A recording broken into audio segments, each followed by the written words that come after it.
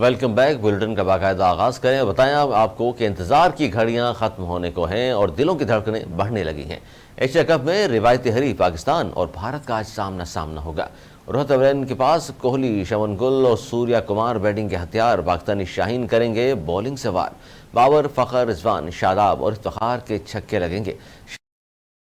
حارث، رؤوف اور نسیم شاہ بھارتی بلے بازوں کی وکٹری اڑائیں گے۔ کل تک خبریں تھیں کہ پالیکیلے میں پاک بھارت میچ کے دوران آج بارش کی پیشگوئی ہے، لیکن اب تازہ اپڈیٹ کے مطابق کینڈی میں موسم بہتر ہو گیا ہے، جس کے بعد بارش کے امکانات کم ہیں۔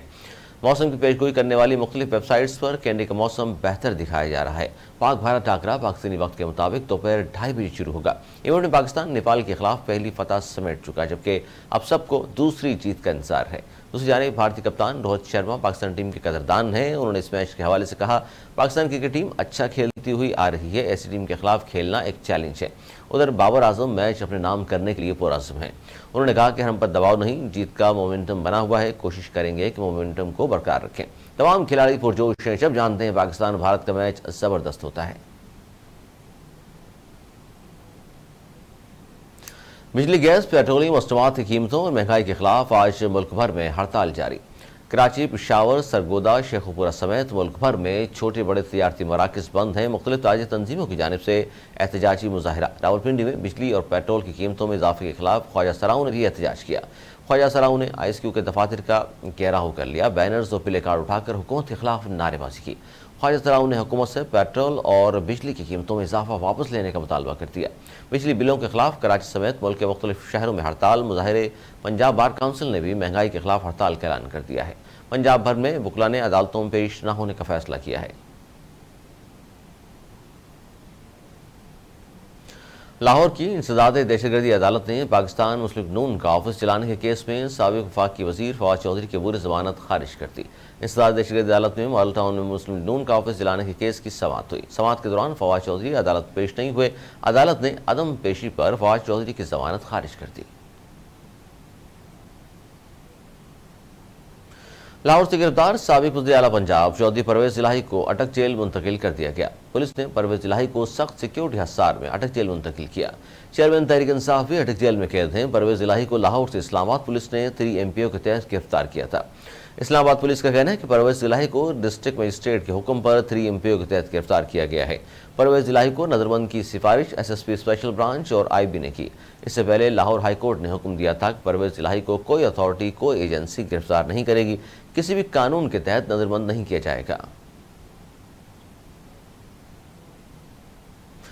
سابق وزیر خزانہ اسحاق ڈار نے کہا ہے کہ ڈیفالٹ کا منترا ہمیشہ کے لیے ختم ہو گیا ہے۔ نگران حکومت تمام پالیسیوں کو لے کر چلے تو ملک بہتر ہوگا۔ جو معاشی تباہی ہوئی وہ 1 سال میں ٹھیک نہیں ہو سکتی۔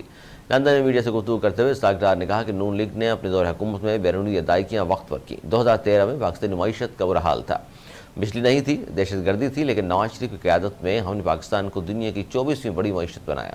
انہوں نے کہا کہ نون لیگ کی حکومت نے لوڈ شیڈنگ ختم کی اور دہشت گردی کا خاتمہ کیا۔ ہم نے پہلے بھی کر کے دکھایا اور اللہ تعالیٰ نے آئندہ موقع دیا تو پھر پاکستان کو مشکلات سے نکالیں گے۔ پاکستان تحریک انصاف نے بین الاقوامی عدالتوں میں بھی مقدمے لڑنے کا فیصلہ کر لیا۔ 9 مئی کے بعد سے PTI کے چیئرمین سمیت پارٹی رہنماؤں پر کیس کیے گئے ہیں جو پاکستانی عدالتوں میں زیر سماعت ہیں، جن میں سے بہت سے رہنماؤں کو گرفتار کیا گیا تو بہت سے رہنماؤں نے پارٹی سے علیحدگی اختیار کر لی ہے۔ چیئرمین PTI بھی اٹک جیل میں قید ہیں، تاہم اب PTI نے اپنے مقدمے بین الاقوامی عدالتوں میں بھی لڑنے کا فیصلہ کیا ہے۔ اس حوالے سے چیئرمین PTI نے بیرسٹر جیفری رابرٹسن کو اپنا وکیل مقرر کیا ہے۔ جیفری بین الاقوامی عدالتوں میں چیئرمین PTI کی نمائندگی کریں گے۔ امیر جماعت اسلامی سراج الحق نے کہا ہے کہ غلط معاہدوں سے بجلی کی قیمتوں میں روز بروز اضافہ ہو رہا ہے اور ہم بجلی کو رو رہے تھے کہ پیٹرول بم ہم پر استعمال کیا گیا۔ راولپنڈی میں گرینڈ یوتھ کنونشن سے خطاب میں سراج الحق نے کہا کہ بجلی کے بلوں میں 16 اقسام کے ٹیکسز لگائے گئے ہیں۔ پاکستان کی سیاست اور معیشت IMF کی مرہون منت ہے۔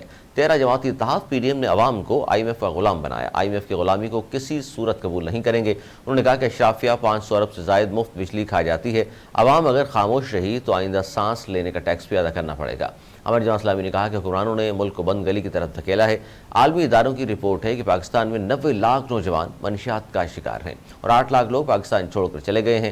سراج الحق نے مزید کہا کہ 5 سال جو جماعتیں حکومت کر کے گئیں انہوں نے ملک کا امن تباہ کر دیا۔ ملک میں ڈاکو راج ہے۔ بلوچستان اور KP میں امن و امان کی صورتحال بدترین ہے۔ عوام نے موقع دیا تو پہلی فرصت میں سودی نظام ختم کریں گے۔